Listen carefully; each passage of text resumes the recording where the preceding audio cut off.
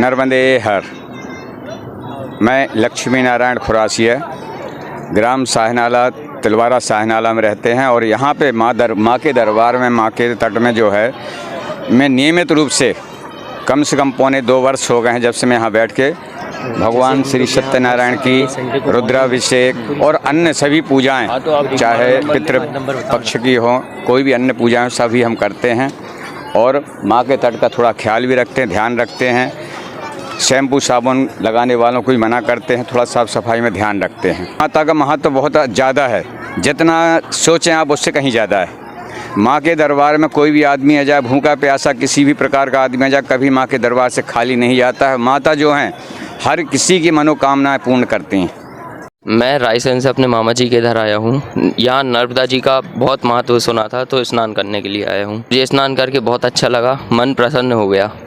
मैं दमोह से आई हूँ, नर्मदा जी के दर्शन करने आई हूँ और स्नान करने आई हूँ। घाट पे शंकर जी को जल चढ़ाया और आनंद आ गया। नर्मदा माई की जय। मैं ओमकार विश्वकर्मा, शारदा चौक, जबलपुर से। ये रामायण पाठ जो है हम अपनी स्वेच्छा और श्रद्धा के लिए करते हैं। हमारा पूरा परिवार, सभी लोग मिलके इस पाठ को 3री साल हो गए कराते हुए, और भंडारा भी करते हैं हम। तो ये सब कृपा है हनुमान जी दादा महाराज की और नर्मदा जी की। जबलपुर सहित पूरे मध्य प्रदेश में इन दिनों गर्मी पड़ रही है। ऐसे में लोग राहत पाने सुबह नर्मदा तटों पर पहुंच रहे हैं। उनके साथ मौजूद बच्चे नदी में घंटों उछल कूद करते हैं, जिससे उन्हें गर्मी से राहत मिलती है। मंगलवार सुबह तिलवारा घाट का नज़ारा दर्शनीय था, जहां एक ओर लोग पूजन पाठ में व्यस्त थे, वहीं दूसरी ओर बच्चे नदी में उछल कूद कर रहे थे। नर्मदे हर साथियों, मध्य प्रदेश जन अभियान परिषद विकास खंड बरगी, जिला जबलपुर से मैं आशीष व्यास, रचना बाल कल्याण समिति सचिव।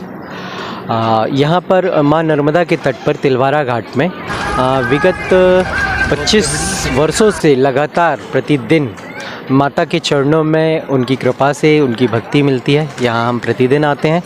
यहाँ पर घाट की साफ़ सफाई, घाट पर आने वाले भक्तगणों से ये निवेदन करते हैं हाथ जोड़कर कि जो पॉलीथीन है या निर्माल्य है या जो भी ऐसी चीज़ें हैं जिनका वो विसर्जन करना चाहते हैं, उसका विसर्जन जल में ना करके उस पर जल खींच के उसे डस्टबिन में विसर्जित कर दें। साबुन का उपयोग ना करें, तेल का उपयोग यहाँ ना करें और पॉलीथीन का उपयोग यहाँ ना करें। यही विनती करते हैं हम उनसे प्रतिदिन हम उनसे यही विनती करते हैं।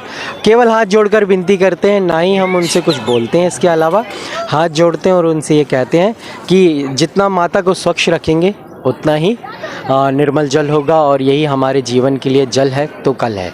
धन्यवाद। जबलपुर से रविंद्र सोहाने की रिपोर्ट।